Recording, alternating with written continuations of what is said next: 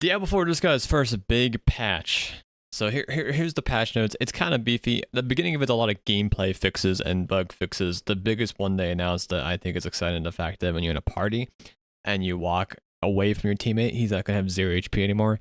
That's a pretty big one. But generally speaking, there's a lot of just general bug fixes, and I'm sure there's also added a bunch of bug fixes, let's be honest. But to the meat of the patch, right? You got the gameplay adjustments. They have significantly increased the experience of completing Nightmare Dungeons. It's here. We'll have to test to see how it is when it goes live here. They've significantly increased the experience gain from killing the monsters of Nightmare Dungeons. Those two things should make Nightmare Dungeons way more appealing to do. Helltide chests will also provide substantially more XP when opened. I'll have to test that stuff when the servers go live later today yet and see how it goes. And they also significantly increased rewarded experience from completing individual whispers across the board. So a lot of XP gains just across all the endgame activities you could possibly do, including an activity you would do while leveling from 1 to 50 for the season, which is pretty exciting. The Helltide Armor boss will now more consistently drop higher quality loot. Again, stuff in a test. Players can now teleport to Nightmare Dungeons directly. This is big, right? This alone was a big XP increase for leveling reasons, but that tide of significantly increased experience while killing and completing should make this a massive change. The weekly bonus caches and ward bosses no longer have a level requirement to open. Unfortunately, they didn't talk at all about the level requirement for items and how they scale up to 100 and how you can get a unique level 100. This is stuck at level 100. To the main Barbarian changes. So all the basic skills of Barbarian got touched up here.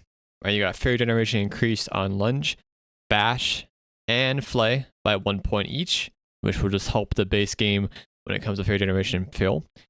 You also got increased damage, 3% on Lunge. You got 10% increased Fortify on the Bash. You got 2% increased base damage on the Frenzy. And you have 4% more bleed damage, as well as 5% more vulnerability chance on Flay.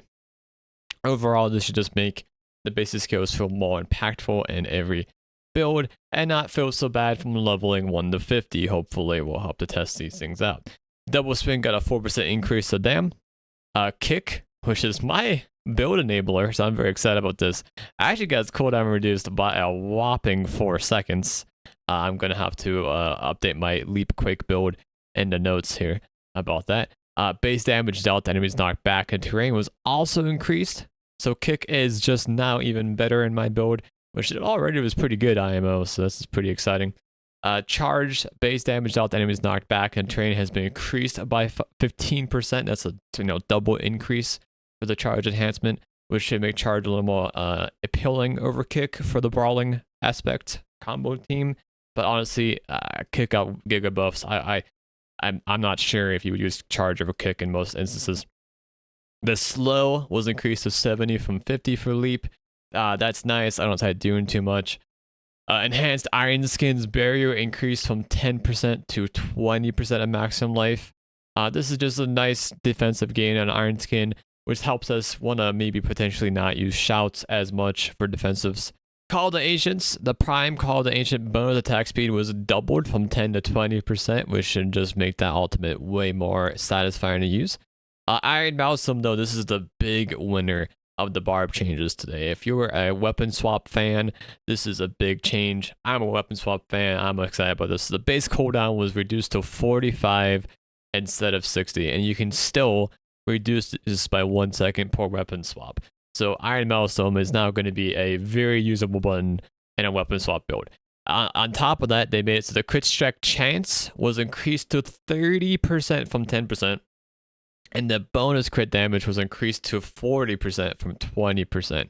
You're going to see more weapon swap builds use Iron Maelstrom. I will probably try fitting it into mine and release a video about it later this week once I get to play around a bit. Bounding Slam, which is actually something I had to Google to see what it even was, is our dismount ability, actually. So they increase the damage by a lot on our dismount ability, which is a nice quality of life, nothing crazy here. And then we also have some aspect changes. So the Bal Kothos, which is the one that lets you have earthquakes on leap, which I use in my build as well. The base earthquakes flat damage was increased from 0.39 to 0.6, ranging to 0.76 to 0.83. So the range is smaller, and just in general stronger in almost all instances. The low roll is almost as good as what the max roll used to be, and the max roll is even better. The earthquake aspect, which is what ground stomp gets an earthquake, same situation here. Well, same exact ranges. Dust Devil, which is the aspect that makes Wolverine leave behind Dust Devils, was increased from 0.16 to 0.22, from 0.25 to 0.32. So again, the old max roll is just about as good as the new low roll with an increased max roll. Wind Lasher was a Dust Devil you got from casting Double Swing back to back. Same range increases. So generally speaking, Dust Devils have been increased. Devilish was the one where after Generate 100 Fury, your next core ability would spawn a Dust Devil. That has also been increased, but only by a small margin.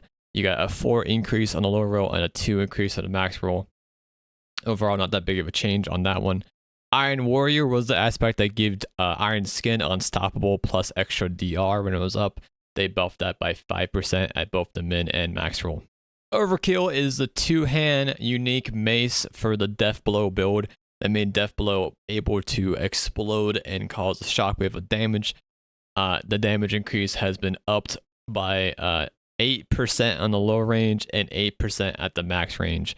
So this should just help that build have a little more shockwave and AoE clear potential.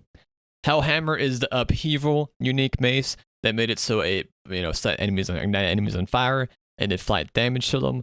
This was increased by 0.3% at both the low and the max. So overall, we got some nice quality Fury generations at a low basic attacks, some small basic attack tuning. We saw a big change in the brawling section of the tree, a little more defensive intensive to use Iron Skin thanks to the aspect and the base change. And the biggest winner of all of this is the weapon swap ultimate use fans. Iron Maelstrom, clearly the winner for the Barb changes out of this. Don't forget, there's a ton of XP changes coming up here that we'll have to test when the game goes live. Where there's that, I missed them. There we go. Ton of XP changes going there that I will be looking to test around with and figure out when I get a chance to here. I'm sure there is a ton of people already scrambling to get this information out there. I will post an update on that, and I will post an update to my leaping walk and arsenal build because, well, we got some change of lives there.